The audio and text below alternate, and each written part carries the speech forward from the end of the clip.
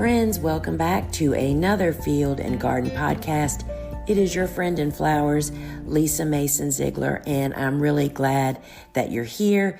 If this is your first time, I want to just give you a really warm welcome and to kind of lay the landscape down for you. So you'll find home base for everything that we do is over at thegardenersworkshop.com, who, by the way, makes this podcast possible and available, right? And over there, you will find so many resources. You can connect with our sister podcast, Seed Talk with Lisa and Lane, as well as a fully stocked online library of courses for gardening, flower farming, growing your flower farming business. And we also have a fully stocked garden shop. And in our garden shop, what's so unique is we just stock the same tools, seeds, supplies that you hear me mention and that I use. Plus, of course, my books, and I would love to autograph a book for you. So you can head over to thegardenersworkshop.com to find all of that and to sign up for our farm news, which will keep you in the loop of everything that's going on. So check that out. So today I'm really excited to share this because I'm a big believer in prevention, right? You know, if you just don't go down that road, then you don't have to fix it. And that's what today's podcast is about.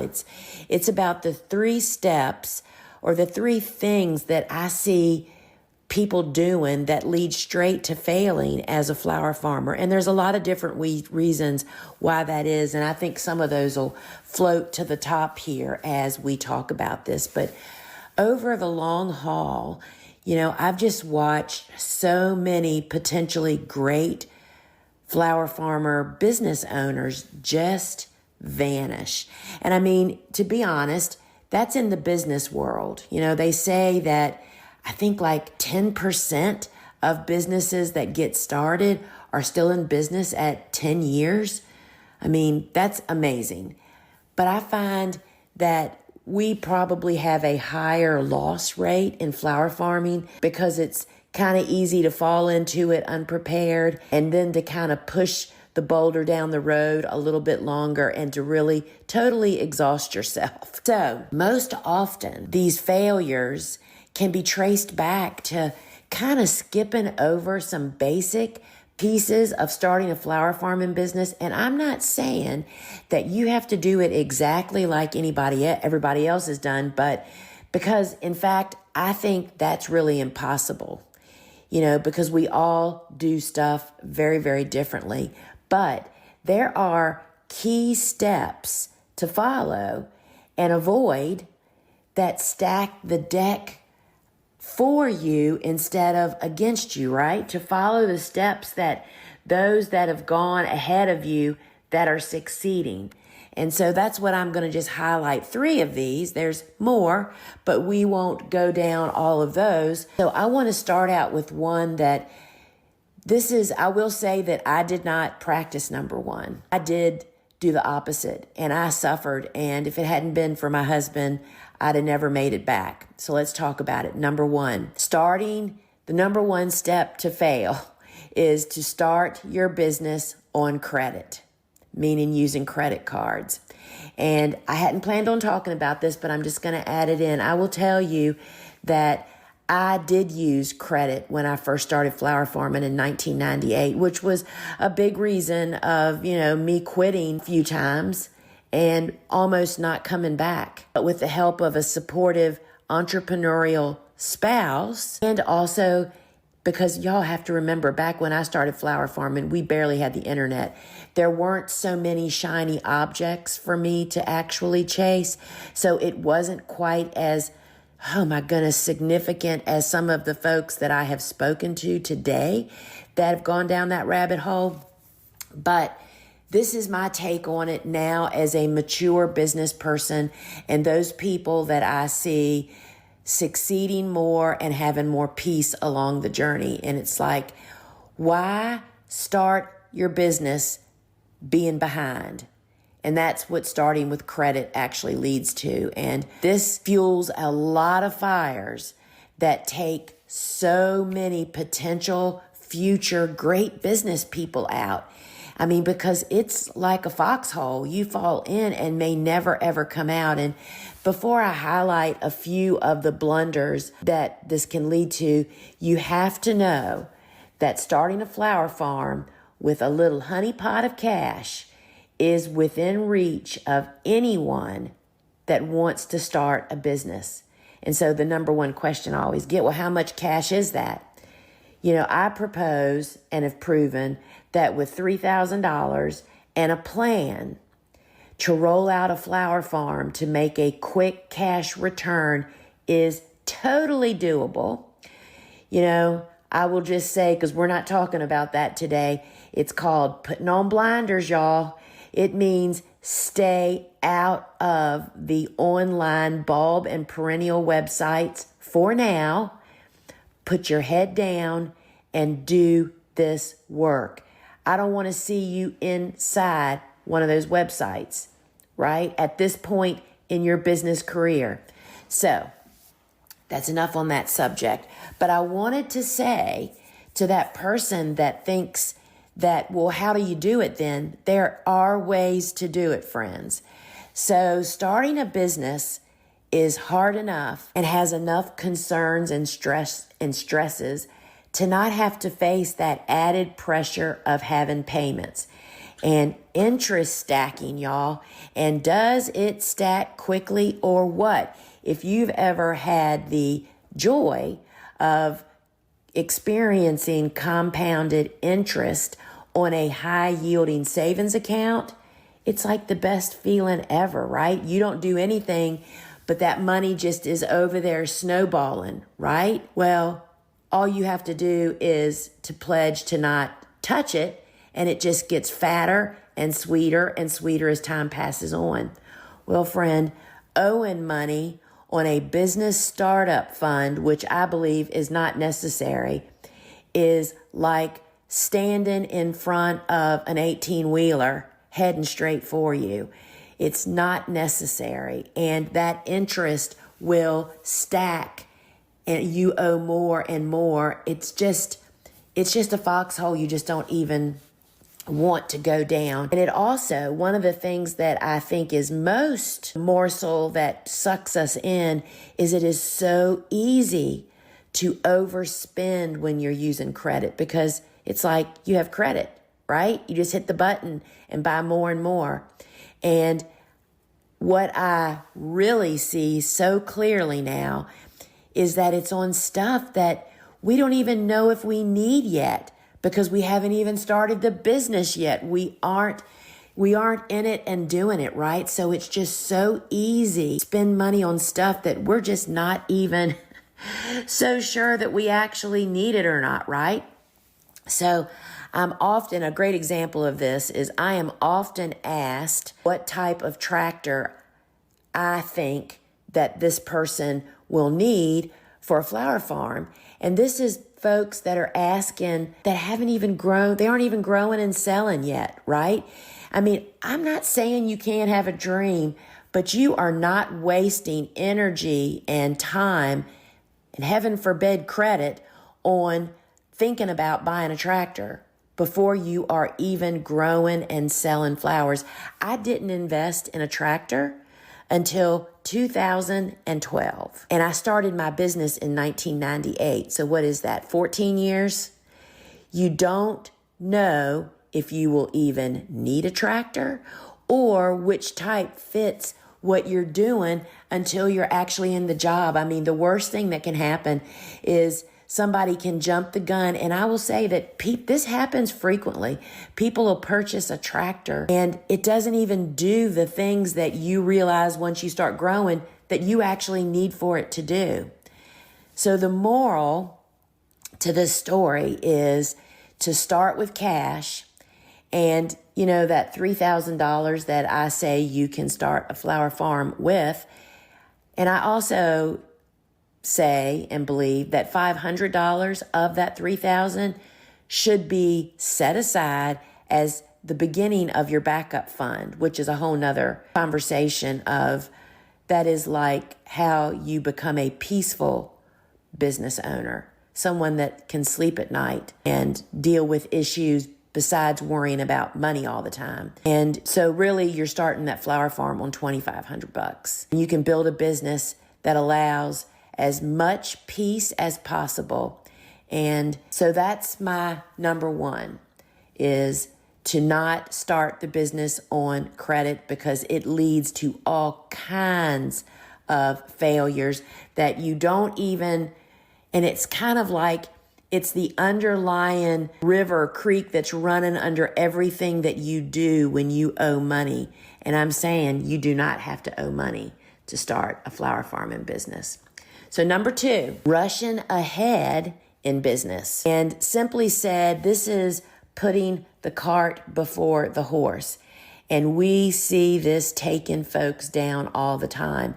And this can be in a lot of different ways, and I'm going to mention a couple of them. There are just so many examples that we could give. And the tractor thing that I've already mentioned here is a great one. That is definitely putting the cart before the horse. And I'm going to mention one of the most common rushing ahead issues is bringing high investment crops on board before you are business ready for them. And there's no way we could ever do this, but I just totally wish that I had the numbers to create comparison chart of those folks that start growing high investment crops like tulips and ranunculus, and I'm picking on them because they are frequent flyers in this issue. I mean, let's face it, y'all. They are so voluptuous and gorgeous. They just suck us in. It's so intoxicating, right? But to bring these high investment crops in, how the comparison would be when they're brought in at the different stages of business and how that affects that business, right? You know, and how long those people are in business based on looking at this point of when they brought those crops in, right? So I'd have two categories, I think. One category would be the belly flop. That's exactly what bringing those high investment crops in as a newbie is. I mean, how many people here enjoy belly flops? I mean, never has anybody said that. I think that's actually done it in a true belly flop manner. And then I'd have a category of those bringing them on board after they have mastered learning how to grow commercially. And if you don't know what I mean by that, gardening and farming are so different, y'all. That was one of the biggest wake-up calls I had. That was one of my longest journeys, was figuring that all out in the beginning.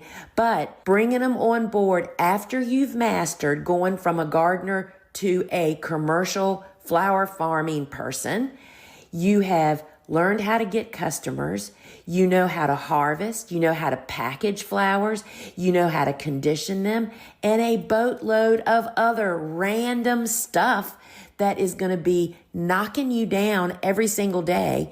Meaning, you know, the way that I often describe what it's like to be a business owner, this is the way that my husband and I, who he owns a business, actually he just retired, believe it or not, from a successful business that is going on beyond him, is the way that we tackle every business day is to know that you're a fire extinguisher as the business owner, and a business is nothing but a bunch of little fires all the day long, y'all.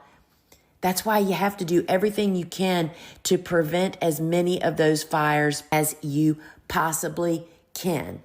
So I believe that that chart would show us that there are fewer people that are still flower farming into the years to come that brought that belly flopped. And those that follow the basic steps of just good practices, right, of starting a business, and then those unique to a flower farming business have a higher percentage of people still coming along. And I believe that this one misstep of rushing ahead and bringing high investment crops on is responsible for robbing our cut flower industry of so many great growers.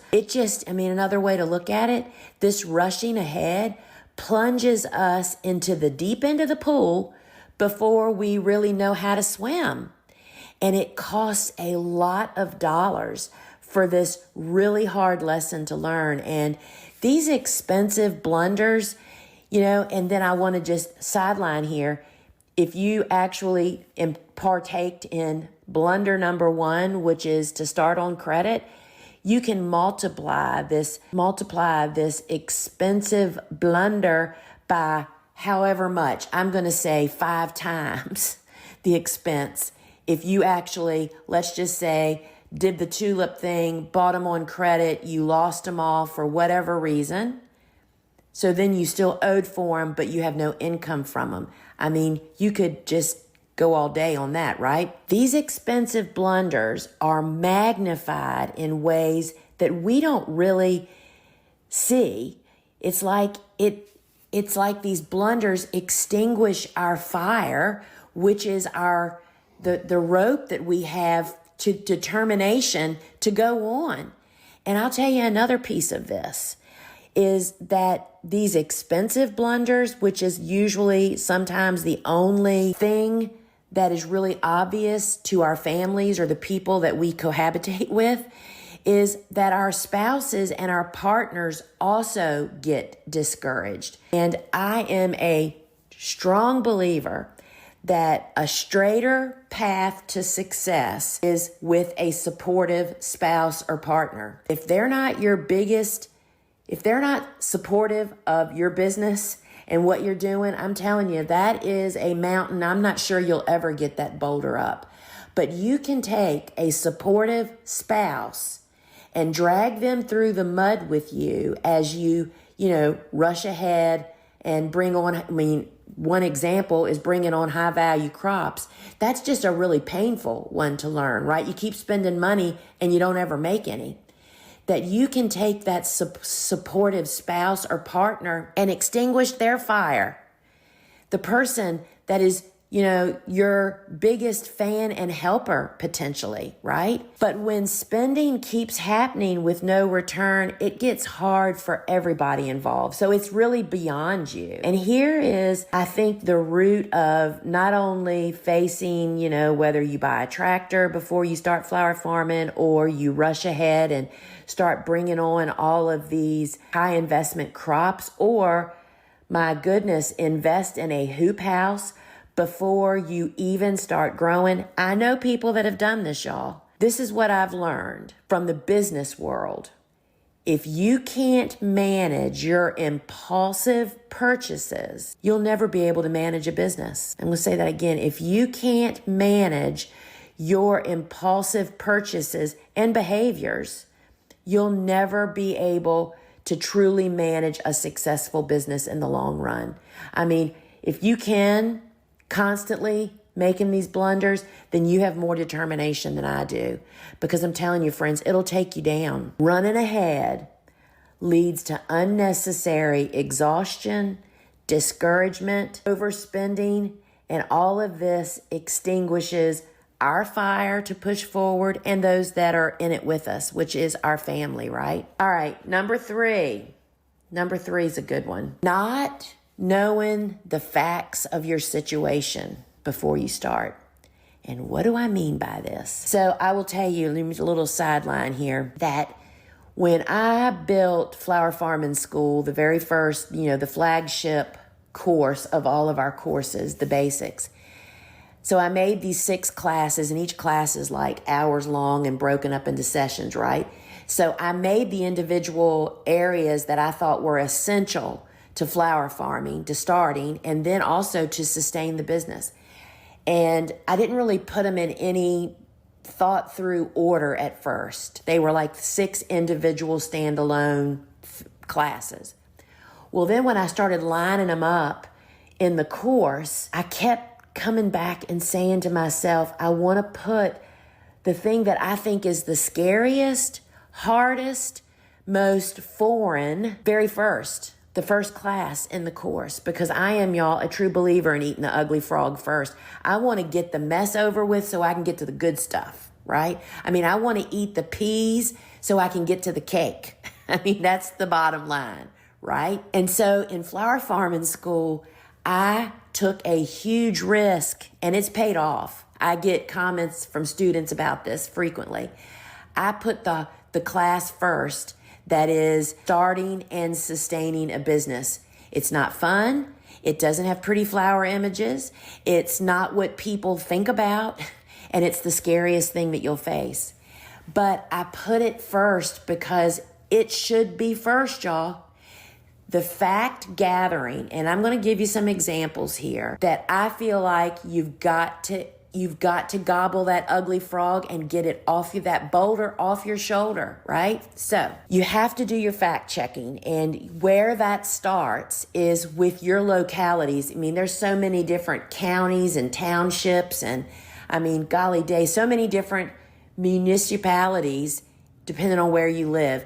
I think that the best place for you to start with is wherever the treasurer's office is for whatever kind of utility you live in or what kind of organization you live in. City, I live in a city, there's counties, there's all different kinds of things. I know that for me, where I am in the city, our treasurer's office is the go-to place. Like, you go to wherever people are going to go that want to start a business where you live. Not necessarily in your home, but just where any new business would go. And most often, they have lists that they'll provide you with, or they'll direct you to resources. And what are the things that you're wondering about? You're wondering about, for you as a grower, you're thinking about zoning. You're thinking about licensing that may be required. Do you need to pay sales tax, which is almost always yes if you're selling retail? And those types of things, you got to go do the unfun things. And that's what the whole first class of flower farming school is about. It's like how you approach that and just get rid of this, right? And so this leads to a lot of stuff. Like, for instance, for me, I knew right out of the gate that I could never have a hoop or greenhouse. And in case you aren't familiar with my situation, I live in the middle of the city of 200,000 people. When I say in the middle of the city, I mean the border of my property has houses all around it. Let's see how many houses. 1, 11, 12. I think there's 13 houses bordering my farm, right? Up against my farm. So I'm dead in the middle of the city. So it's city ordinances that those types of structures are not allowed. A grower structure, not a 10 by 10 little greenhouse for a hobby, right? And that's the rule, period. I'm not fighting City Hall. I want to be a flower farmer, not a, person that's, in the newspaper trying to fight the city. It's like, you can take the high road or the low road. That is certainly your decision. But molding and making your business fit the situation and you're in is one fire that I decided I never wanted to have to put out, so I never started that fire, y'all. All right? So I found a workaround, and the proof is that I have made lemonade out of lemons. And what does that mean? As far as a hoop house goes, I was forced to learn how to become a stellar grower, growing crops outdoors in a garden. And you know what else that led to? That led to higher margins, low investment with a higher return. What a sweet deal that lemon led to, right? But I'd have never known that if I hadn't started out with the facts. I created my business model around this. And another thing that I was aware of from the get-go is that I could never have what we call in the business a farm stand. That is, you put out an unmanned, or even some people have manned, meaning a person's out there. You have a salesperson or yourself out there selling them. I could never have a farm stand in my front yard. Sad news, right? I mean, I'm in the middle of the city. Who could sell more flowers ever at a farm stand than me? but it's not allowed by city ordinance. And frankly, I'm kind of glad for that, because in this close proximity with all my neighbors, what if everybody sold something from their front yard? It'd be like a big flea market instead of our homes, right? So most rules have a good reason behind it. So I knew that I could never, ever do that. So do you know what I did? I dreamed up and molded this amazing, highly successful, members-only flower farm market that totally lands me within the city ordinances and has become a big part of my business. And that members-only market is a really key piece that is really strategic in the fact that it can be tweaked to so many models, y'all. It's really absolutely amazing, but it would have never been born had I not learned the facts and aligned my business for that. And I want to tell you, I'm going to wrap this up with a little story that I was aware of, and it is of a gal that launched her farm. She grew vegetables and flowers, and she was crushing it. She, of course, didn't do any of the things that we just talked about. She just started growing. You know, she had kind of like 4 or 5 acres, and she was in a township somewhere, and she started growing vegetables and had flowers on the side. She had some animals. She was selling eggs, and she was crushing it until they knocked on her door one day and told her not only was she not zoned for that, she hadn't been paying sales tax. And it was a very, very painful, tragic journey that she took. Because let me tell you, not that I'm recommending that anybody fight City Hall, but I just want to say, if you are going to do that, it's best to open that battle before you've broke the rule, because you're never going to win under these circumstances, right? This is really tragic. And that is a person that then got really bad relations with all of her neighbors because of this battle. I mean, it just spirals out of control. And all of that could have been prevented from ever happening had she known her rules and then created a model that could have gotten around that. You know, friends, the moral is you have to gather the facts first. And that's why I made that starting and sustaining your business the first class in flower farming school, the basics.